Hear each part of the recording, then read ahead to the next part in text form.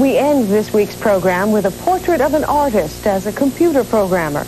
Harold Cohen is our face of the future, a painter and programmer who combines these talents as he takes a traditional art form to its next step.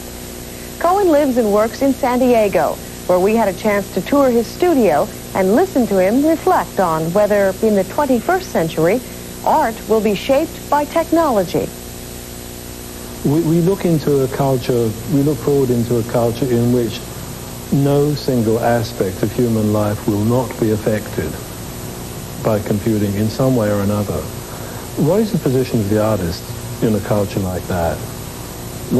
That's a very general question. It's not the kind of question you can answer by saying, oh, well, obviously the artist is going to do this or that. But it's a deeply preoccupying issue. You understand that I was a professional artist for some 20 years before I met my first computer. A graduate student offered to teach me programming, and I said yes, simply as a matter of curiosity. It didn't seem to me at the beginning that I would necessarily use that. But as I became more and more involved with computing and began right from the beginning to see computing in terms of a kind of artificial intelligence, as that process went on, it seemed to me increasingly that I could use the computer to deal with some of the things that I hadn't thought I'd been dealing with properly as a painter. As far as I know, I'm the only person doing what I'm doing. Everything the program has comes from me. It has no way of getting access to anything in the outside world. It doesn't know anything currently, for a number of technical reasons, incidentally. It doesn't know anything about things that people build.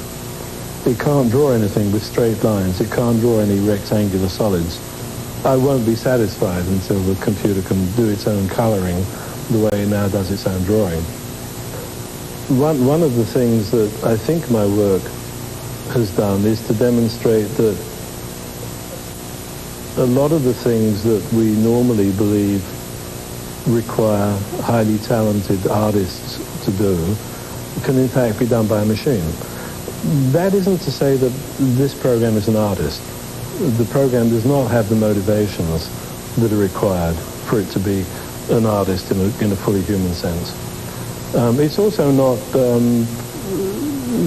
fully autonomous, except in the making of a single drawing, in the making of all the drawings it does. It never decided to make those drawings. It can't change its mind about how those drawings are to be made. So the program currently doesn't have autonomy. On the other hand, as I said, a lot of the things that we normally believe require the talents of an extremely sophisticated artist to do can obviously be done by a machine. That in itself is an interesting result. On the other hand, the more deeply I'm involved in computing, the more it seems to me that human beings are very remarkable and very mysterious.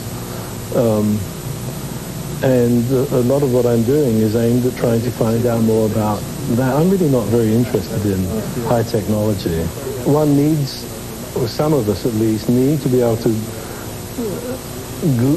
glimpse something forward through the mist to say what the world is going to be like, and hopefully to be able to steer it in directions that are acceptable rather than unacceptable.